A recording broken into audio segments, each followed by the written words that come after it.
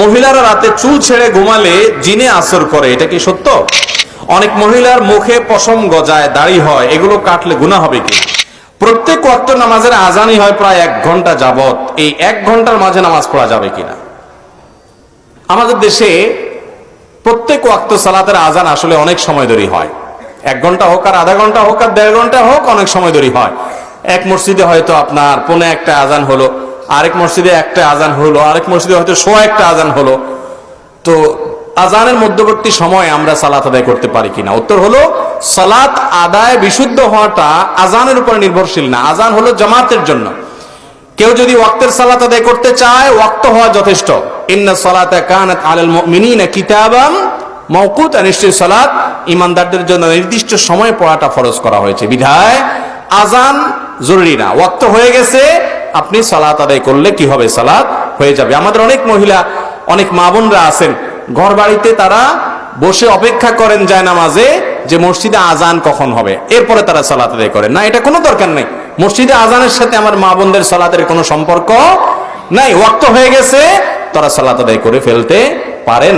এবং অনেক মহিলার মুখে পশম গজায়, দাড়ি হয়, এগুলো কাটলে গুনাহ হবে কিনা? অনেক মহিলা আছে যাদের হরমোন জনিত সমস্যার কারণে মুখে দাড়ি গজায়। অনেকের 2-4টা গজায়, অনেকের আরো বেশিও গজায়। তো যদি অনেক বেশি দাড়ি গজায়, সেই দাড়ি কাটাতে তো অসুবিধা নাই, বরং অনেক ফকিহদের মতে, অনেক ফোকায়ের মতে এগুলো কাটা বরং ওয়াজিব, আবশ্যক। কারণ এগুলো না কাটলে পুরুষের মতো দেখাবে, এবং পুরুষের মতো দেখানোটা এটা তার জন্য নানান দিক থেকে, শরীয়ত দৃষ্টিকোণ থেকেই উচিত নয়, সেভাবে থাকা উচিত নয়। সেই জায়গা থেকে এগুলো কেটে ফেলবে।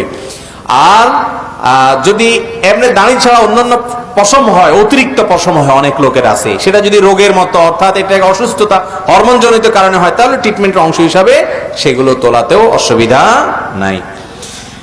মহিলারা রাতে চুল ছেড়ে ঘুমালে জিনে আসর করে, এটা কি সত্য? এই প্রশ্ন আরো এক জায়গায় দেখছি মানুষ করেছে। তার মানে আমাদের দেশে কুসংস্কার আছে যে মহিলারা রাতে চুল ছেড়ে ঘুমালে নাকি জিনে আসর করে।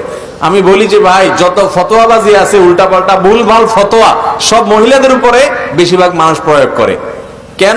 পুরুষের ব্যাপারে বলতে পারেন না যে পুরুষ মাথায় টুপি না দিয়ে ঘুমাইলে শয়তানে বেশি ধরে এরে? ওইটা বলতে পারেন না? বানোয়াট মাসালা যদি বলতেই হয়, তো পুরুষের ব্যাপারে বানোয়াট মাসালা তো পাওয়া যায় না কেন? সব মহিলাদের ব্যাপারে। যাই হোক, এটা ভিত্তিহীন এবং ভুয়া কথা, কুসংস্কারাচ্ছন্ন বিশ্বাস।